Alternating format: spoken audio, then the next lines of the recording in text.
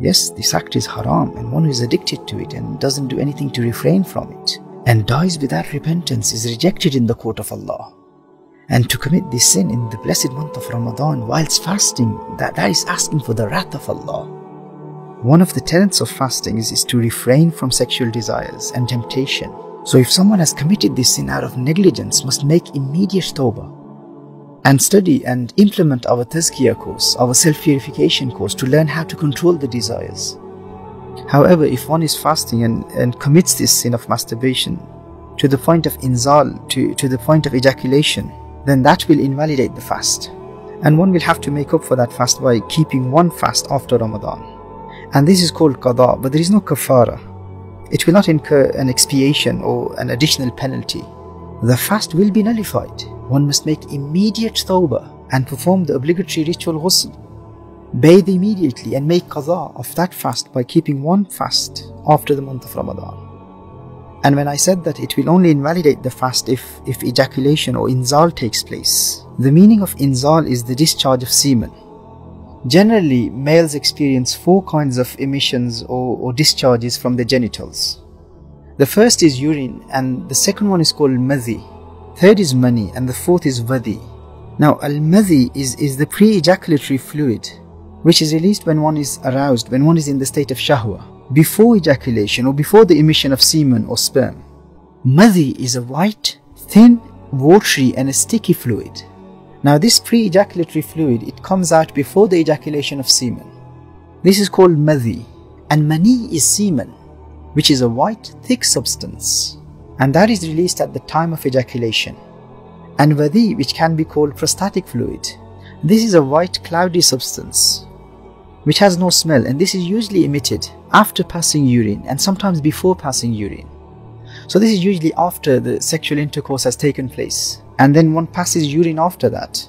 So after passing urine, one may feel the emission of vadi, and sometimes during ghusl one may see the emission of this substance which is called vadi. So these are the 4 kinds of discharges: urine, madhi, mani, vadi.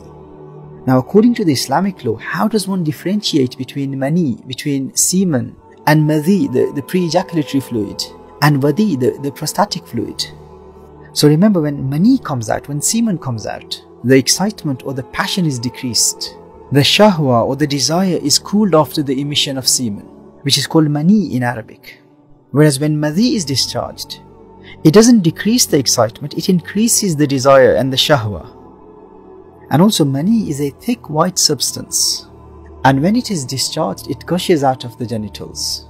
Whereas madhi, which comes out before the ejaculation of the semen, that is a thin fluid which doesn't pour out like the semen. And vadi is that substance which comes out after, when one passes urine, and mostly after passing urine and sometimes before passing urine.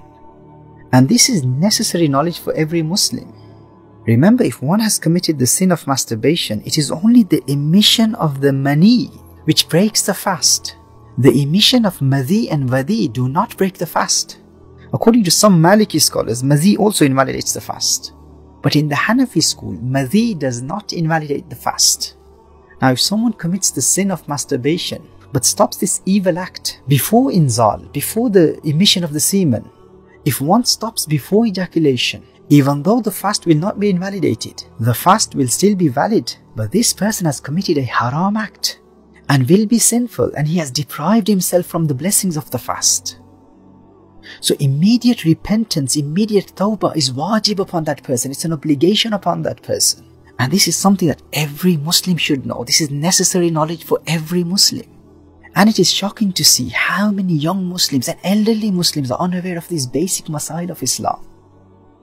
This is the responsibility of the parents, and this is an obligation upon the parents to teach their children. Either teach them themselves or send them to the people of knowledge. So another important mas'ala to remember is that the way passing urine breaks wudu, in the same way madhi and vadi, they will break the wudu, but the emission of madhi and vadi will not necessitate ghusl. One will only be in the state of major impurity with the emission of mani, with the emission of semen. So the ritual bathing, ghusl, is only necessitated by the emission of mani. It is fard, it is an obligation to perform ghusl after the ejaculation of mani. And masturbation will only break the fast when mani comes out. All forms of masturbation are haram and one is rejected in the court of Allah Jalla wa Ala, and especially in the state of Sawm, whilst fasting. A believer will never commit this sin, but the commission of this sin will only break the fast with the ejaculation of semen.